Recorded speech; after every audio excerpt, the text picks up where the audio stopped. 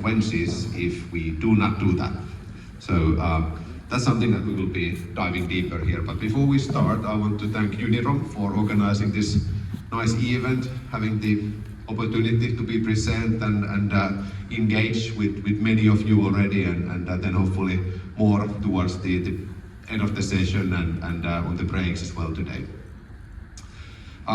Yes, so basically the topic is about the AI loads. There's lots of unknowns around the AI loads, and then also unknowns on how should we manage the AI load itself, because it's differing from what we have been seeing.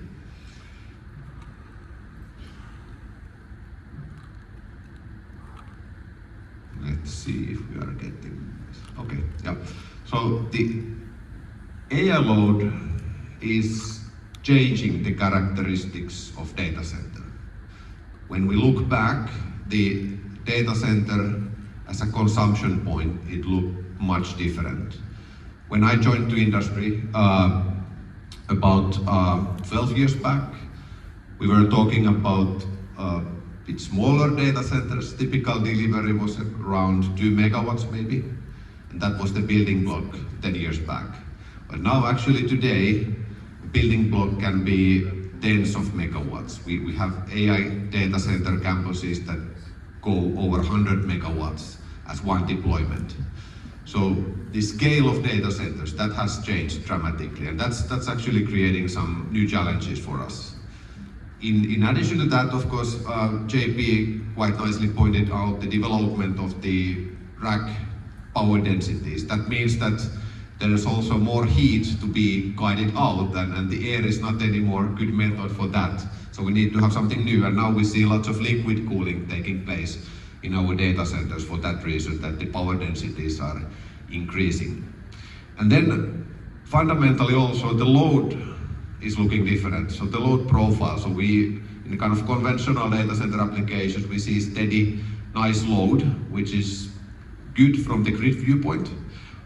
But now when doing supercomputing or AI, we see the load profile swinging up and down, and that's also creating some additional challenges for us then that we need to resolve and we need to understand. The AI load profile itself, there's lots of unawareness how it looks like. There's details, of course, on the GPUs, how they consume power, but when you put your system together, there are lots of unknowns that how would it look like to me if I'm looking from my grid connection point, for example.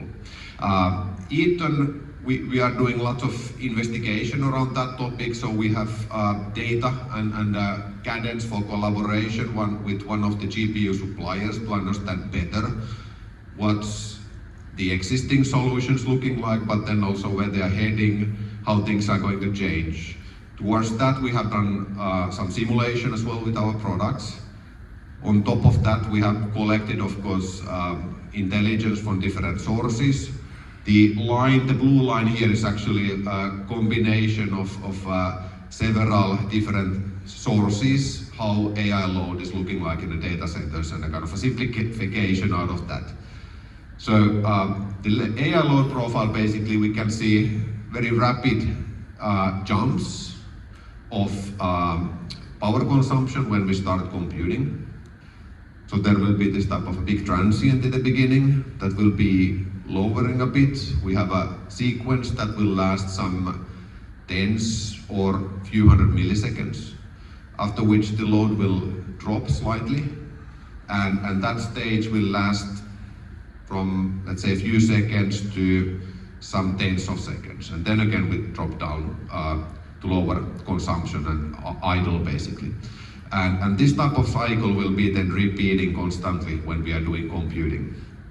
The shadow graph on the background, that's actually one on-site measurement from one of our customers who is running AI loads.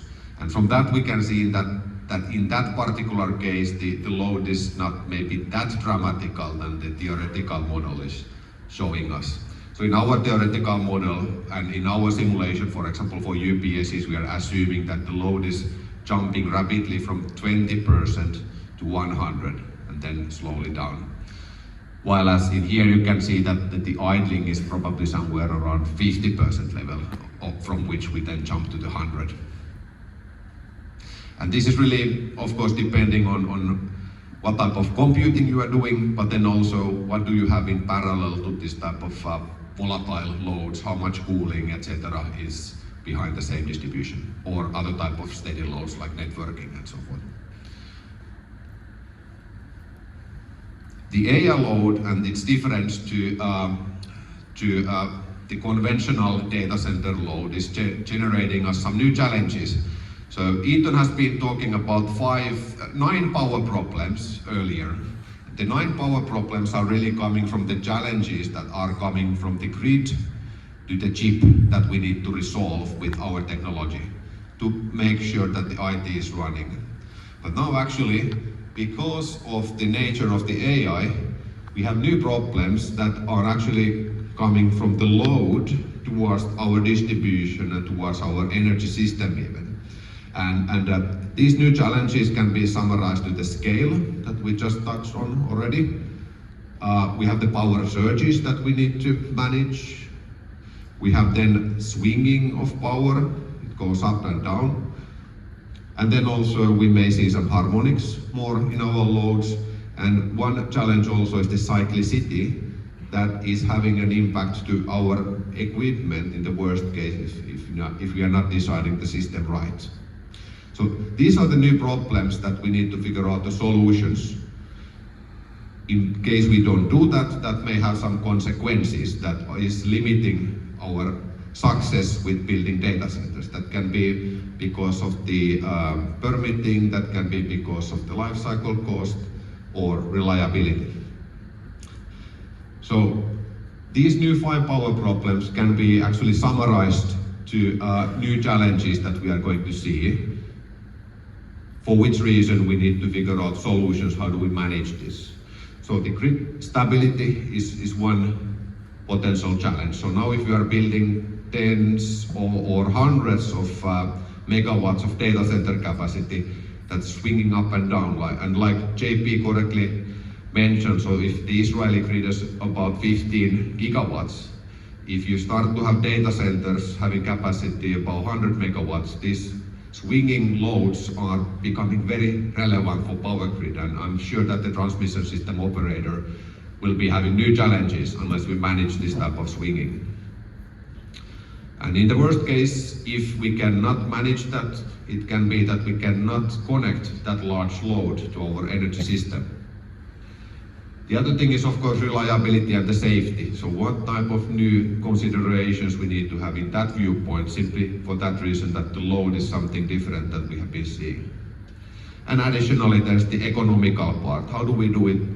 Things economically, but then also what type of economical challenges this type of swinging loads can give us.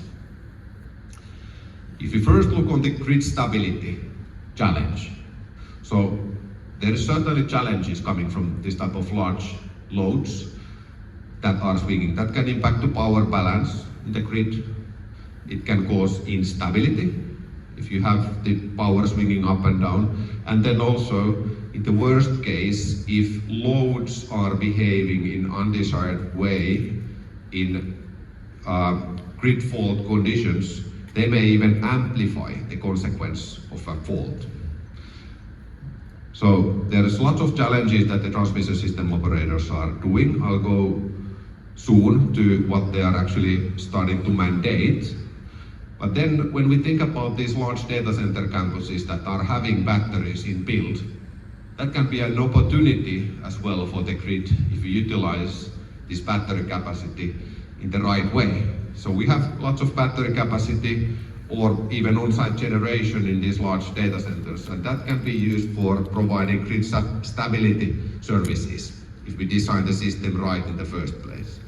And therefore, a data center can be contributing for a cleaner energy system. This is something that Microsoft is doing already in a certain locations with Eaton technology, and there is some public references about the collaboration between Microsoft and Eaton, for example, bringing this type of services to Irish Grid. And the most recent communication from last week, Microsoft is saying also that they do this in the Nordics in Denmark, Sweden, and Finland as well.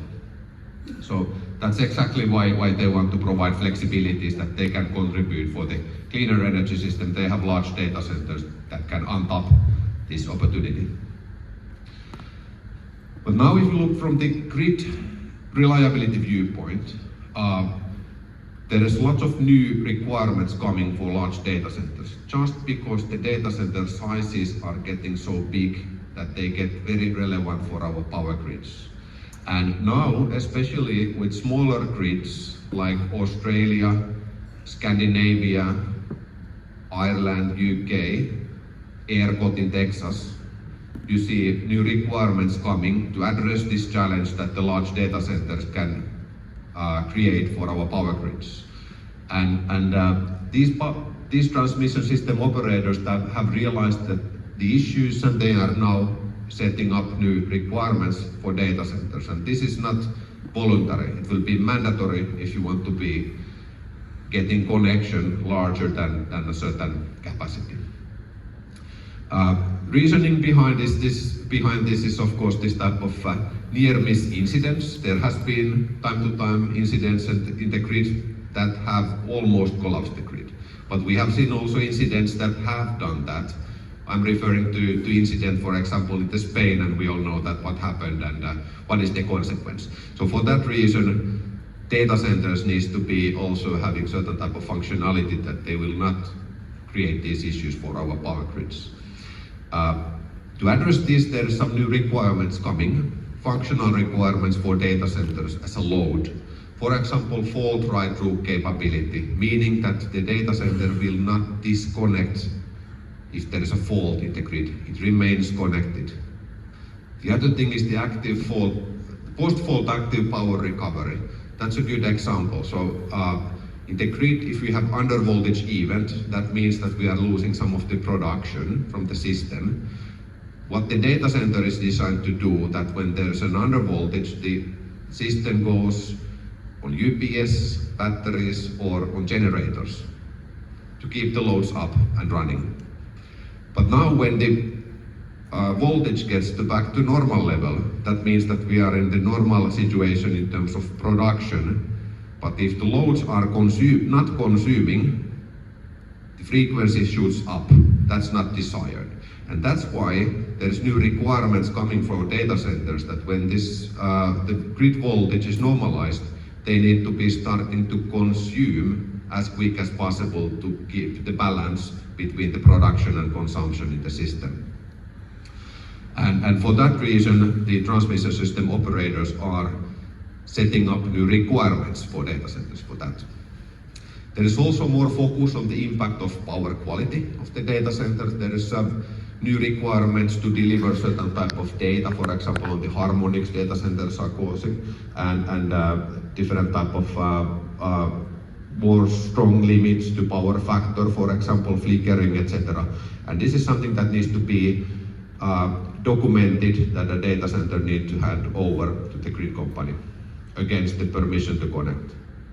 Also, for the grid company, it's very important that they maintain a simulation of the grids where they can then simulate different type of scenarios, calculate fault currents, and use that as a part of the design criteria for their grid.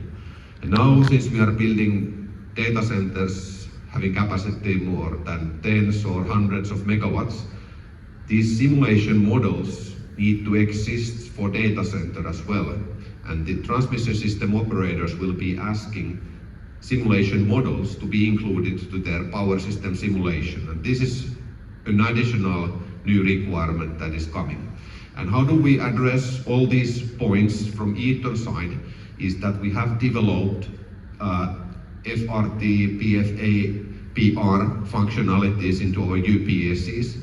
We have laboratory measurements on the harmonics, flickering, etc. that the transmission system operators are mandating. But then also on top of that, we have developed simulation models for our UPSs that can be then implemented to PSCAD or PSSE simulation of the transmission system operator. So Eaton is actually well positioned to support our customers in meeting these grid requirements. And the set of power electronics is actually becoming very critical in terms of addressing those challenges. So that's why actually I see that the UPS, that's becoming more and more important device even in data centers. So it's not anymore to provide backup, but it's also to provide solutions for these grid challenges that we are seeing. When we look at the reliability then, so what this type of cyclic AI loads can cause us in terms of the reliability. So just because of the scale of data centers, we need more power. More power means that we need to have bigger transformers, and bigger transformers means more fault current, right? Also the same way, so arc flash energy, that becomes bigger when we have bigger transformers. So those are the things that we need to think about. And now if we have big arc flash energies, for example, the system, we may want to consider, for example, fast-acting arc flash protection to mitigate the damages if there would be an arc flash in the system. Huge transients and swings can also cause some malfunctioning of protection devices if we are not considering that when we are doing our protection settings for our system. Another big challenge will be this type of risk for loose power connections and faults as a consequence of that. So now when the load is swinging up and down, that means that we'll be seeing lots of thermal cycles in our distribution. And then if you are not careful with our cable connections, it could be that after the time we see them losing a bit, and then the result can be fault. For that reason, for example, thermal monitoring is something that we may want to consider when we are designing our data centers, to make sure that there is not kind of undesired consequence from this thermal cycling in our systems. The voltage quality, if we cannot manage the AI load cycling well, if we don't have a good devices to do that, can be that the voltage quality also suffers. So you need to make sure that, for example, the UPS system can handle those load steps without the impact to the output voltage quality. And then one additional challenge we see that now if you are running the data center off-grid on generators, so can the generator then handle those load steps and swinging? Most likely not if you don't have a buffering some way and assistance for generators. So you probably need some type of source of stored energy to assist the generators when we are supporting this type of load swings.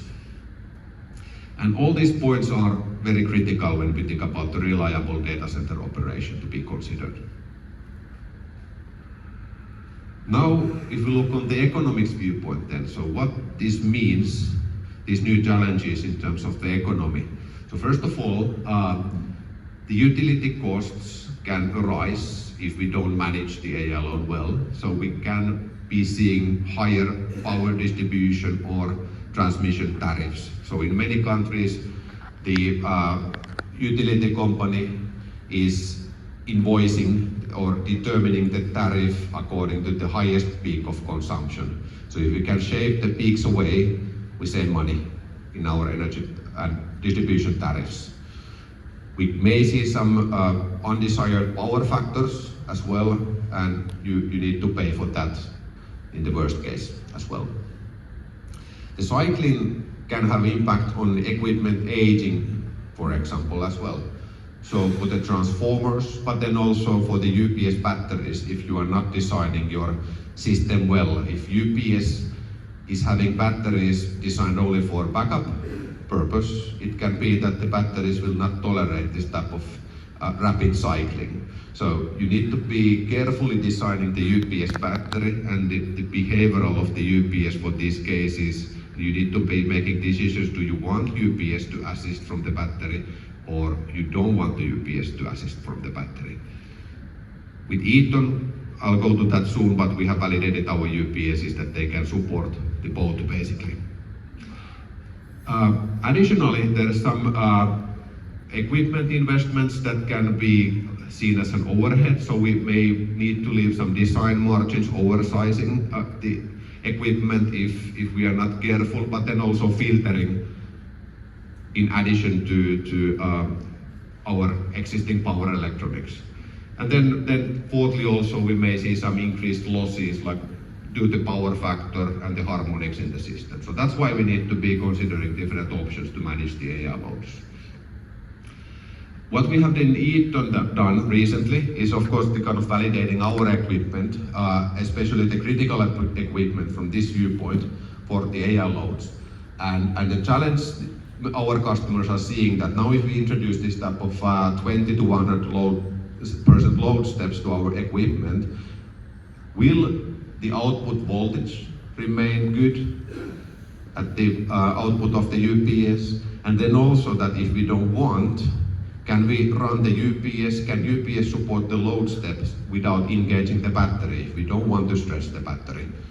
And we have done some testing, of course, in our laboratories towards that one. And we can proudly say that yes, the UPS can handle that big load steps, and also we can design the UPS system such way that we don't need to engage the battery unless we want to. Here is an example of a FAT we have conducted for one large data center customer to prove the AI capabilities of our products. And we basically run a sequence of AI load profile for 4 hours, basically repeating this type of ups and downs. And hopefully the video, yeah, on the right hand side you can see the video also from our test base when we are conducting. So you can see the cables swinging from these load steps, and then also the oscilloscope footage in here. So this is something that we can also replicate in our testing premises for our customers as a part of the FAT. Quite exciting testing, even though it could be boring to witness same load going for 4 hours, but it was quite visual, I can say. One good solution to manage this type of cyclicity is supercapacitors. Supercapacitors are devices that are providing high power. They can tolerate millions of full discharges. They are safe and they tolerate high temperatures. And it's very fast to charge and very fast to discharge as well. So they are actually really nice solutions for AI loads as well. And here is just one example on the simulation we have done. And on the screen you see the graph that how the utility could look like if you apply the supercapacitors for let's say loads that is swinging from 750 kilowatt to 1.5 megawatt. So quite handy device. And supercapacitors can be of course connected with UPS, but it can be installed outside the UPS as well, for example to sidecar cabinet, or connected to active harmonic filters, for example. And this is taking us actually Eaton's view on how the AI loads should be mitigated. So typically on the GPUs you have the power supply units that are having capacitors, and these capacitors can absorb the most short high transients that are low in terms of the energy. So the most dramatical filtering will be done anyways in the power supply units, and then what will be coming upstream to the power supply units then can be resolved with this type of shorter type of stored energy. That could be supercapacitor, for which we have options like I mentioned to connect them to UPS, or for example to separate active harmonic filter or sidecar cabinet that would be closer to the GPUs. We can do also some type of AI load mitigation by the batteries of the UPS if we select such type of batteries to UPS that have enough performance in terms of tolerating the cycling. So for that we can also think about different options. And then if you need to have kind of smoothening of AI load towards the grid for this type of in the beginning of the computing or at the end of the computing, then you may want to consider some type of battery energy storage system, because this is then becoming energy intensive, because the ramp up rate from 0 to 100, if you are running 100 megawatt data center, typically the transmission system operator is not accepting that you do it immediately, so you may want to have a short ramp to run it up, basically, to the maximum, and for that, the energy storages probably are the right solution.